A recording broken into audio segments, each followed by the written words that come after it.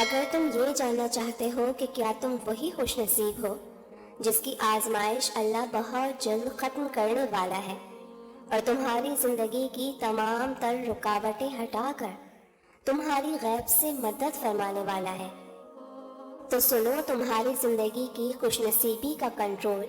اس مہربان رب کے ہاتھ میں ہے جو زمین و آسمان کی بادشاہی کا مالک ہے۔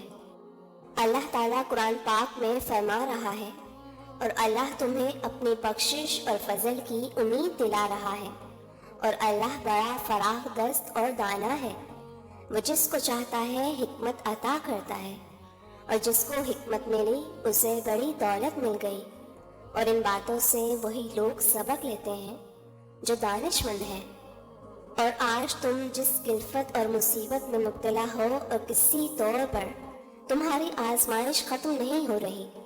تو سنو، بعض دفعہ تم اپنی نادانی میں چیزوں کو سمجھ نہیں پاتے، جس کا نتیجہ یہ ہوتا ہے کہ اللہ کی حکمت کے جو موتی جا بجا تمہارے راستے میں بکھرے ہوتے ہیں، تم اپنی ہی بے دہانی میں انہیں چن نہیں پاتے۔ اگر تم چاہتے ہو کہ تمہاری آزمائش جلد ختم ہو جائے اور خوش نصیبی تمہارا مقدر ہو جائے، تو تمہیں ان دو چیزوں کو سمجھنا پڑے گا۔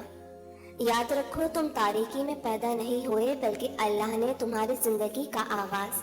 پوری روشنی میں کیا تھا، تو جب تم اپنا پس منظر نگاہوں سے اوجھل نہیں ہونے دیتے، تو یہ طویل اور جاں گسل کشمکش بھی تمہیں ہلاکت کے گڑھوں میں گرنے نہیں دیتی۔ اللہ تعالیٰ قرآن پاک میں فرماتا ہے، اس کی خدائی میں کوئی اپنے زور سے غلبہ حاصل نہیں کر سکتا، جسے وہ اٹھاتا ہے وہی اٹھتا ہے، اور جسے وہ گراتا ہے وہی گرتا ہے، اور جو ہر طرح کی مشکلات اور مصائب اور نقصان کے مقابلے میں ایمان اور صبر پر قائم رہے اور اپنے رب پر اعتماد کرے، تو اس ایمان اور صبر پر قائم رہنے کا اجر اس کے ہاں کبھی ضائع نہ ہوگا۔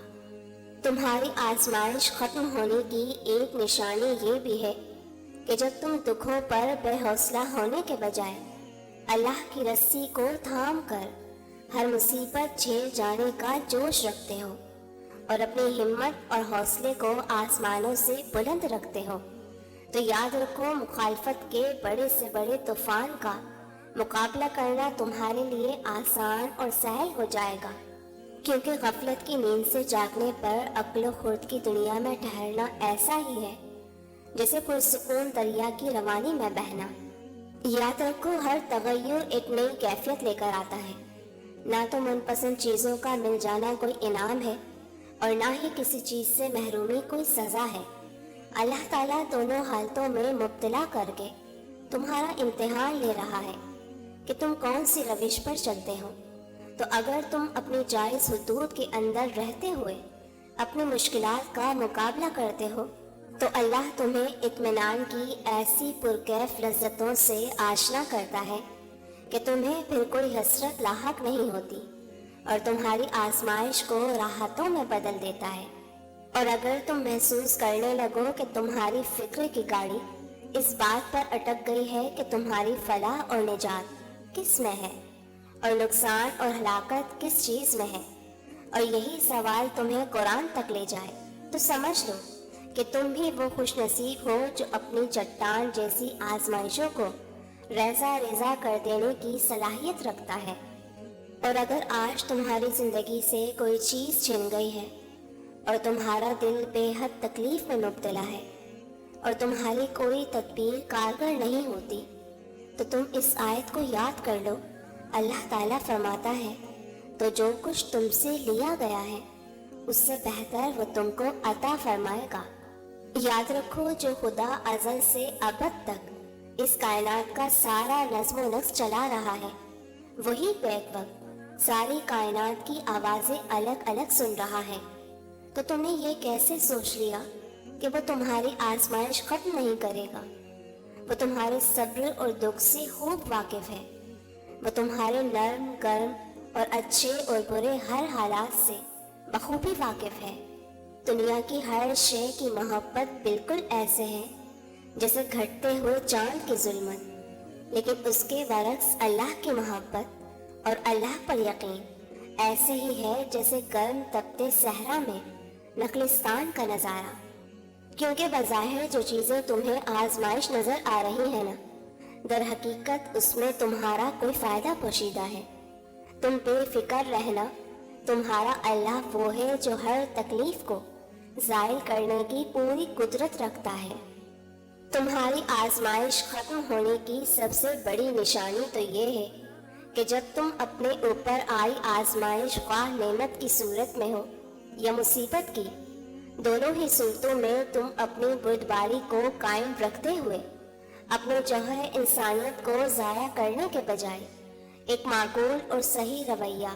ہر حال میں قائم رکھتے ہو، تو تمہاری حقیقت سے یہ واقفیت اللہ کو بہت پسند آتی ہے، اور پھر اللہ اپنی تخلیقی مداخلت سے کام لے کر تمہاری مانگی چیز تمہیں عطا کر دیتا ہے۔ اور جانتے ہو، صبر اور ثابت قدمی دو ایسے عمل ہیں جن کا دامن پکڑ کر